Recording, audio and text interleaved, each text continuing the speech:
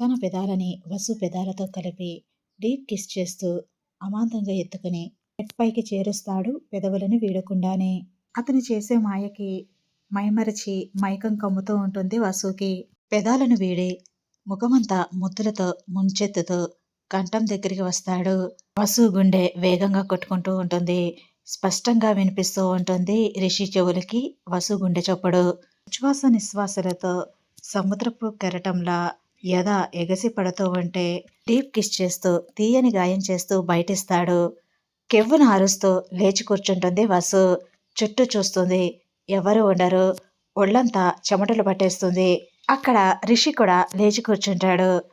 కలను గుర్తు చేసుకుని నవ్వుకుంటాడు. వసు మాత్రం కంగారుగా చెమటలను తుడుచుకుంటూ పక్కనే ఉన్న వాటర్ బాటిల్ తీసుకుని గటగటా తాగేస్తుంది. వాటర్ బాటిల్ పక్కన పెట్టి, ఇదేంటి, ఇదంతా కళ, అయినా ఇలాంటి కళ వచ్చిందేంటి అని అనుకుంటూ ఆలోచించుకుంటూ ఉంటుంది.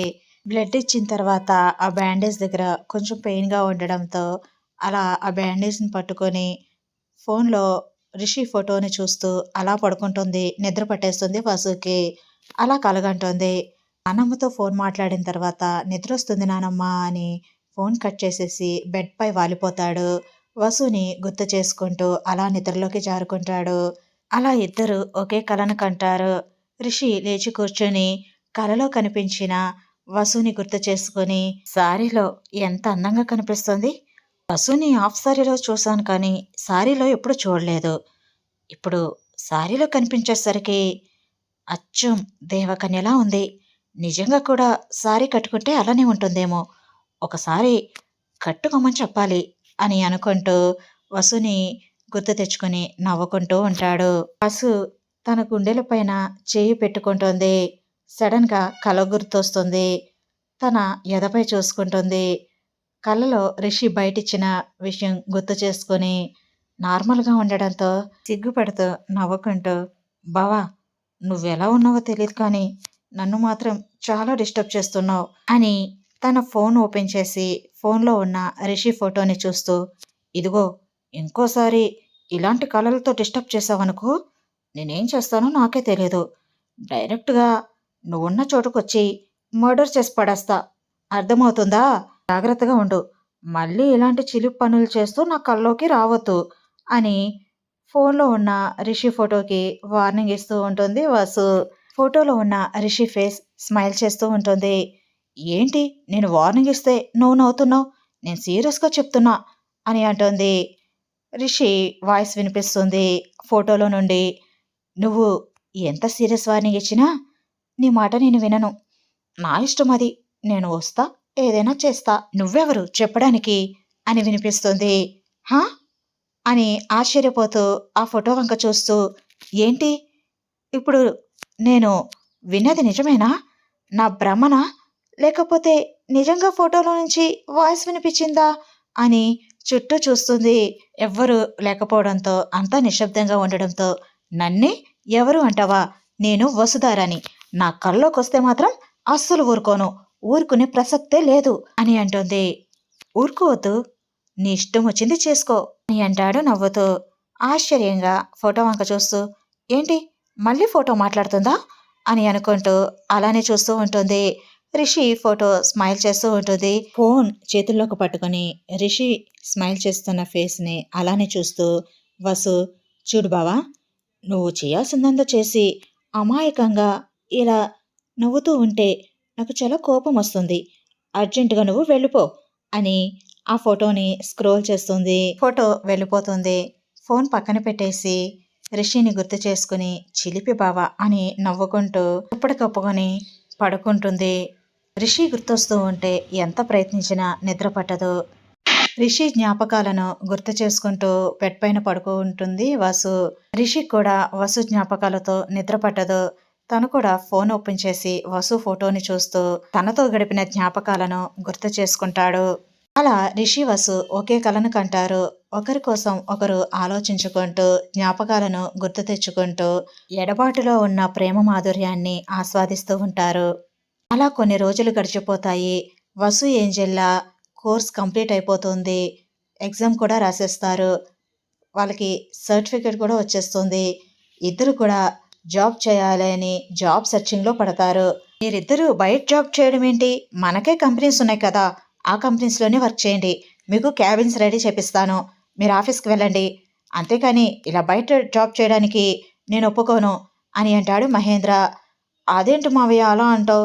మేము మా స్వశక్తితో ఎదగాలనుకుంటున్నాము అని అంటోంది. అదే మన ఆఫీస్కి వెళ్ళండి, మీకు ఎంత జీతం కావాలో చెప్పండి, నేనే ఇస్తాను అని అంటాడు. అది కాదు మావయ్య, ఆఫీస్కి వెళ్తే మమ్మల్ని అందరూ అక్కడ నీ మేనకోడలు అని గౌరవిస్తారు తప్ప నాకు అంత సాటిస్ఫాక్షన్ అనిపించదు. అదే బయట వర్క్ చేస్తే నేనెవరో ఎవరికీ తెలియదు, అందరితో సమానంగా ఉంటాను, ప్లీజ్ మావయ్య అని బ్రతిమాలుతూ ఉంటుంది. నువ్వు ఎంత బ్రతిమాలినా నేను అస్సలు ఒప్పుకోను అని అంటాడు మహేంద్ర.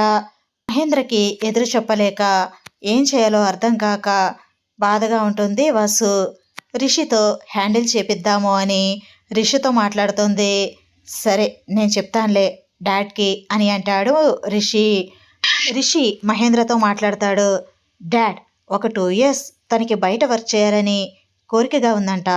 బయట అయితే అన్నీ తెలుసుకోవచ్చు, మన ఆఫీస్లో అయితే తన మీద ప్రెజర్ లేకుండా, తనకి బర్డెన్ లేకుండా అన్నీ మీరు చేంజ్ చేస్తారు అని తను నమ్ముతుంది.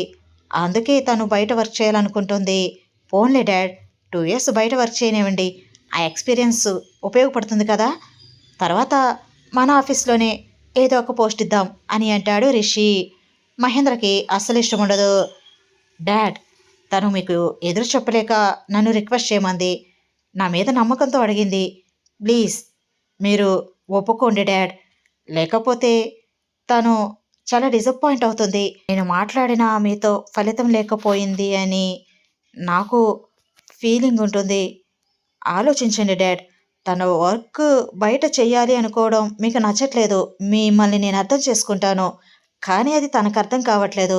తనకు అర్థమయ్యేలోపు ఈ 1.5 year ఛాన్స్ ఇచ్చేద్దాం అని అంటాడు రిషి రిక్వెస్ట్ చేస్తూ. మహేంద్రకి ఇష్టం లేకపోయినా మధ్యలో రిషికి వసు మాట ఇచ్చాడు కాబట్టి రిషి మాట పోకూడదు అని, సరే నీకోసం ఒప్పుకుంటున్నాను అని అంటాడు. Thanks dad, thank you so much అని అంటాడు. ఒక్క 1.5 year మాత్రమే, తర్వాత తను ఒకవేళ జాబ్ చేయాలనుకుంటే మన కంపెనీస్లోనే చేయాలి, బయట వర్క్ చేయడానికి నేను అస్సలు ఒప్పుకోను, ఈ విషయం స్పష్టంగా చెప్పు తనకి అని అంటాడు మహేంద్ర. ఓకే డాడ్, నేను అర్థమయ్యేటట్టు చెప్తాను అని అంటాడు రిషి.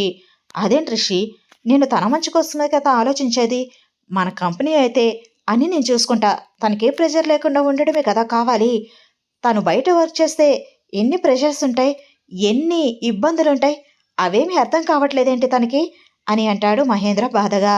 డాడ్, బయట జాబ్ చేస్తేనే కదా అవన్నీ అర్థమయ్యేది, అవన్నీ ఎక్స్పీరియన్స్ చేస్తేనే కదా తెలిసేది. చేయనివ్వండి డాడ్, వర్క్ ప్రెషరు, టార్చరు ఇవన్నీ చూశాక రియలైజ్ అవుతుంది, అప్పటి వరకు తనకి ఛాన్స్ ఇద్దాం అని అంటాడు రిషి. ఏమో రిషి, నువ్వు చెప్తున్నావు కాబట్టి, నువ్వు తనకి మాట ఇచ్చావు కాబట్టి నేను ఓకే చెప్తున్నాను. సరే, తనకిష్టం వచ్చినట్టు ఈ 1.5 year బయటే వర్క్ చేయమను అని అంటాడు మహేంద్ర. థ్యాంక్ యూ డాడ్ అని రిషి ఫోన్ కట్ చేస్తాడు. వసుకి కాల్ చేస్తాడు. వసు ఎప్పుడెప్పుడు రిషి ఫోన్ చేస్తాడా మహేంద్రతో మాట్లాడి అని కాల్ కోసం ఫోన్ ఎదురుగా పెట్టుకుని ఎదురు చూస్తూ ఉంటుంది. రిషి ఫోన్ చేయగానే వెంటనే లిఫ్ట్ చేసి, బావా మాట్లాడేవా, మావి ఏమన్నారు, ఒప్పుకున్నారా ఒప్పుకోలేదా అని ప్రశ్నల మీద ప్రశ్నలు అడుగుతూ ఉంటుంది. ఏం తెలిసాక వసు రియాక్షన్ ఎలా ఉంటుందో లైవ్లో చూద్దాము అని రిషి వీడియో కాల్ చేస్తాను లిఫ్ట్ చేయి అని వీడియో కాల్ చేస్తాడు. వసు వీడియో కాల్ లిఫ్ట్ చేసి, ఏంటి బావా నేను అడుగుతుంటే సమాధానం చెప్పకుండా అని అంటుంది బాధగా. డాడ్ గురించి నీకు తెలుసు కదా వసు, ఆయన ఎంత ప్రేమిస్తారో, అలాగే కొన్ని విషయాల్లో ఎటువంటి నిర్ణయాలలో మార్పు ఉండదు అని, ఇంకా ఎందుకు అలా అడుగుతావు అని అంటాడు. అదేంటి బావా, నువ్వు రిక్వెస్ట్ చేసి ఒప్పిస్తావు అనుకుంటే నీ మాట కూడా వినలేదా మావయ్య, అంటే నేను జాబ్ చేయనట్టేనా అని అంటుంది బాధగా. రిషి వసు ఫేస్ చూసి నవ్వుకుంటాడు. అలా బాధగా అమాయకంగా ఏడుపు మొహం పెడితే చాలా క్యూట్గా అనిపిస్తూ ఉంటుంది వసు. వెళ్ళొచ్చు కదా, మన ఆఫీస్కి వెళ్తే నీకేమైపోతుంది, అన్నీ చూసుకుంటారు కదా వాళ్ళే అని అంటాడు. బావా నేను నేర్చుకోవడానికి ఏముండదు, అన్నీ వాళ్ళే చేసేస్తారు, ఇంకా ఏం నేర్చుకోవాలి నేను అని అంటుంది వసు. డాడ్ మన ఆఫీస్కి వెళ్ళమంటున్నారు, బయట జాబ్ చేయడానికి ఒప్పుకోనంటున్నారు అని కొంతసేపు వసుని ఆట పట్టిస్తాడు. వసు బిక్కమొహం పెట్టి ఏడుపు మొహం పెట్టి, నిన్ను 2 years పర్మిషన్ అడిగాను, అనవసరంగా అడిగినట్టున్నాను, అనవసరంగా వేస్ట్ అయిపోయింది అని అంటుంది చాలా బాధగా. వసు ఫేస్ ఎక్స్ప్రెషన్స్కి చాలా క్యూట్గా అనిపించి రిషికి నవ్వొస్తూ ఉంటుంది. నవ్వుతాడు. ఎందుకు బావా నవ్వుతున్నావు, నాకు ఇక్కడ ఉండాలనిపించట్లేదు, నన్ను జాబ్ చేయనివ్వట్లేదు వీళ్ళెవరు, నన్ను తీసుకువెళ్ళిపో బావా, నన్ను పెళ్లి చేసేసుకోవచ్చి అని అంటుంది. క్యూట్గా అమాయకంగా అంటూ ఉంటే రిషి పక్కపక్క నవ్వుతాడు. ఎందుకు నవ్వుతున్నావు అని అంటుంది. ఏం లేదు, నిజంగా వచ్చేనా పెళ్లి చేసేసుకుందామా అని అంటాడు. అదే కదా చెప్తున్నాను, నాకు వీళ్ళెవ్వరు నచ్చట్లేదు, వీళ్ళ కోసమే ఇక్కడ ఉందామనుకున్నా, కానీ నాకు నచ్చింది వీళ్ళు చేయనివ్వడం లేదు అని అంటుంది బాధగా. రిషి నవ్వుతూ, ఏ అంత బాధపడిపోకు, డాడ్ పర్మిషన్ ఇచ్చారు, నీకు నచ్చిన చోట జాబ్ చేయొచ్చు, కాకపోతే 1.5 year వరకే అని అంటాడు. నిజంగానా అని సంతోషంగా గట్టిగా అరుస్తుంది. నిజంగానే డాడ్తో మాట్లాడాను, ఒప్పించాను, పర్మిషన్ గ్రాంటెడ్ అని అంటాడు. మా మంచి బావ, నాకు తెలుసు బావా నువ్వు ఒప్పిస్తావని అని ఫోన్లోనే తన సంతోషాన్ని ఎలా వ్యక్తపరచాలో తెలియక రిషికి ముద్దు పెట్టేస్తుంది. వసు కూడా అనుకోదు, సడన్గా అలా జరిగిపోతుంది. రిషి ఆశ్చర్యంగా అలానే చూస్తూ ఉంటాడు. ఏం చేసిందో గుర్తొచ్చి స్పృహలోకి వచ్చి సిగ్గొచ్చి, ఏంటి బావా అలా చూస్తున్నావు అని తడబడుతుంది. ఏం లేదు అని నవ్వి రిషి, డైరెక్ట్గా పెట్టవు కానీ ఇలా ఫోన్లో పెడతావా అని అంటాడు ఉడికిస్తూ. పో బావా, చాలా థ్యాంక్స్ బావా, మావయ్యని ఒప్పించినందుకు. ఎలా ఒప్పుకున్నారు బావా మావయ్య, నేను ఎంత బ్రతిమాలినా నో చెప్పారు అని అడుగుతుంది. ఎలాగోలో ఒప్పించేంలే, నువ్వు హ్యాపీనే కదా, పర్మిషన్ క్యాన్సిల్ చేయమంటావా చెప్పు, చేంజ్ చేస్తాను అని అంటాడు వసుని ఆట పట్టిస్తూ. అమ్మో క్యాన్సిలా, వద్దు వద్దు అని అంటుంది వసు. రిషి నవ్వుతాడు. అలా వసు హ్యాపీనెస్ కోసం రిషి మహేంద్రతో మాట్లాడి మహేంద్రని వసు బయట జాబ్ చేయడానికి ఒప్పిస్తాడు. స్టోరీ నచ్చితే లైక్ చేయండి ఫ్రెండ్స్. స్టోరీ ఎలా ఉందో కామెంట్ రూపంలో నాకు తెలియచేయండి. కొత్తగా ఛానల్ని చూస్తున్న వాళ్ళు సబ్స్క్రైబ్ చేసుకోండి. Thanks for watching.